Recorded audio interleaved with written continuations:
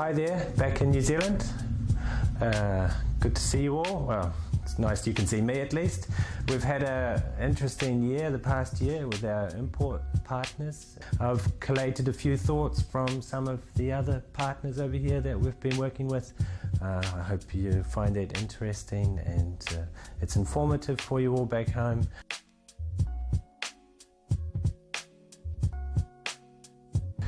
The consumer expectation these days is definitely wanting to know that the animals are treated well, that the animals are free range, what the animals have eaten, and the impact on the environment.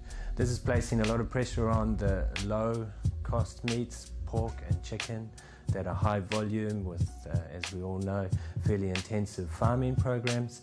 I think that this pressure for New Zealand venison is actually a benefit.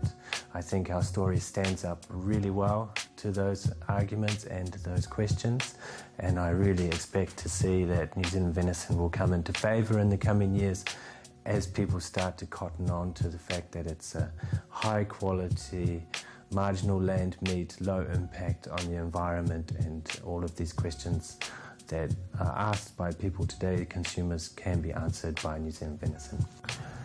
Chefs are definitely still looking for that newest thing, the newest trend. That'll never change. Chefs are always looking for interesting new ingredients, new things to present. We've had some real success over the last year introducing venison to these chefs, and we've done some excellent workshops, chefs workshops. I do a lot of work with the young chefs over here. I do a lot of work in the cooking schools over here, so really getting them in their last year of training, doing intensive workshops with them, and I probably would have trained in the last year around 100 to 120 chefs. And I think really sending those out into the workforce and then going back the next year and catching the next load will start to really cement the story of New Zealand venison, especially here in Germany. The chefs are always looking for quality. New Zealand venison has done a pretty good job so far of always providing the same quality, excellent quality of meat, and I would assume that would stay the same. I would certainly hope so. And chefs are definitely looking for that. So that's another thing that we have to offer in the coming years.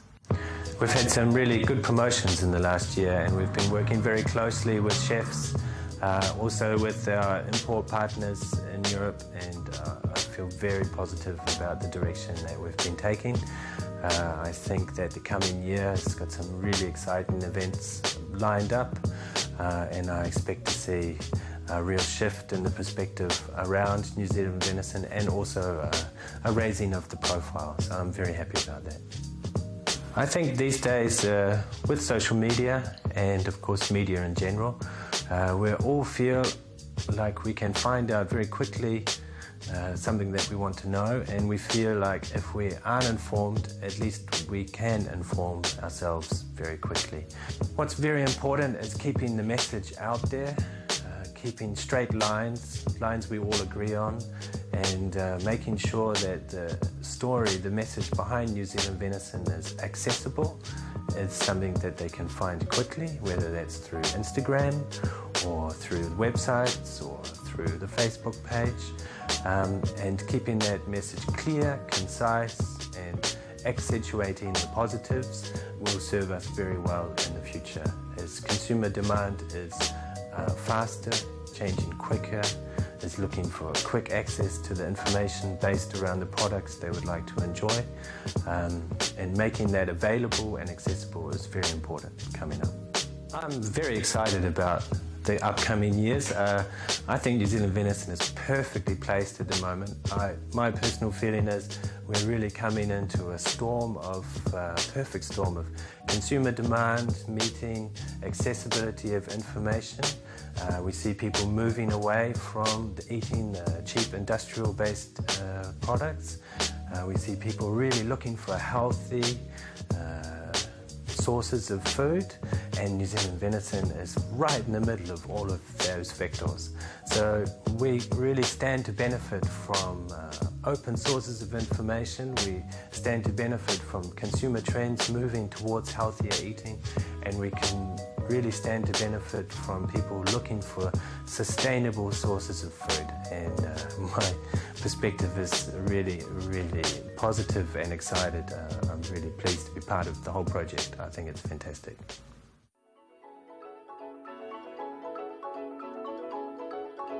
We have sustainability and everything which is environmental issues becoming a main element in politics and a main element on the media side, certainly on the Belgian market for the moment. I think Cervena needs to build further on the fact that it has a product which is different from other products. It has a product which is certainly having its value in the assortment of ingredients you can use during spring and summertime. Sustainability starts with the country of origin, which is New Zealand, which should be certainly an element we should build much more stronger on. I think we did 3 seasons in which we built, in fact, season after season after season, we built, in fact, the awareness and recognition for Cervena. And now in the 4th year, we're going to even go a step further, and we're going to broad up the straight selling to the consumer market. And for me, it's a meat game that's has a lot of opportunities. It has a lot of possibility to pair with a lot of vegetables. Every time I come in contact with Cervena, it gives me a lot of pleasure to work with it. Events and big groups is our way to introduce the taste and the game in Belgium. So, can sustainable Cervena be a part of our concept, our sustainability in Belgium? Yes, it can. If you have the product, if you have the philosophy of Cervena, it should not be an issue. And already we have people who ask from, hey, are you going to do Cervena again this year? Because we already worked with it last year or the previous years, and we want to use it again. So that's very positive about it, that people who has worked with it are coming back. So that makes our job very, not easy, but easier. Yes, people eat less meat, but here in Belgium there's one thing, they eat less, but they eat quality. So quality is very important for them. The portion will be a little bit smaller, but they are willing to pay a little bit more for it as long as the quality is top. In that case, it's important that the quality stays on a high level. Then I don't see a problem. For us here in Belgium, people think it's coming from New Zealand. That's really the other side of the world for us. So people don't always understand with the modern technology of the vessels and everything like that, that our pressure on the environment is not that big as everybody thinks. But people have a wrong impression, and this is something that really should be mentioned much more in the press and in everything that we do. So it's new, very healthy, always tender, it's important, and diversity. A unique story, quality proposition. 4 words: sustainability, diversity, taste, no waste.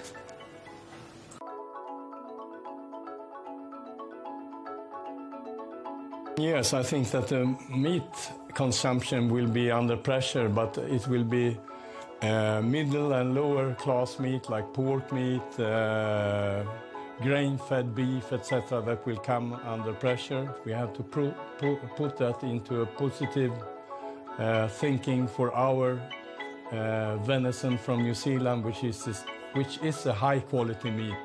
And I think that we even can benefit from the pressure that the consumers are putting in the market of consuming less meat. Venison is regarded as a high standard product, and the restaurants are demanding that we deliver the same products, the same quality, year in and year out. The future for the venison from New Zealand is very well placed if we just adapt to the new demands from the consumers, which is that it should be a high-quality meat, a good feed converter, sustainably farmed on marginal land. Lancet report recommends to eat much less meat, but at the same time it is saying that the meat we are going to eat in the future has to be produced on marginal land and not affect areas where there could be crop production. The consumers are taking this into consideration very fast due to the social media situation we have now. Thinking about the promotions from last year, I think that they have been very successful for us. We have been visiting a lot of restaurants and fairs and done a lot of workshops together with Menigo. Menigo is a company we are working very closely with here in Sweden. It's the second biggest wholesaler in Sweden and has about 30% of all fine dining restaurants. And we have had a couple of workshops, meaning that we are inviting chefs and working together with them. They are cooking the venison and we inspire them how to cook the venison with the help of the chefs from New Zealand, which is Shannon Campbell and Graham Brown. By coming closer to the chefs, besides that we can introduce the meat, which is of course very easy because it's of a high quality, the meat, but we can also pick up ideas from the customer, what they think and how we should act in the marketing of meat, to pick up ideas from here and there from the chefs.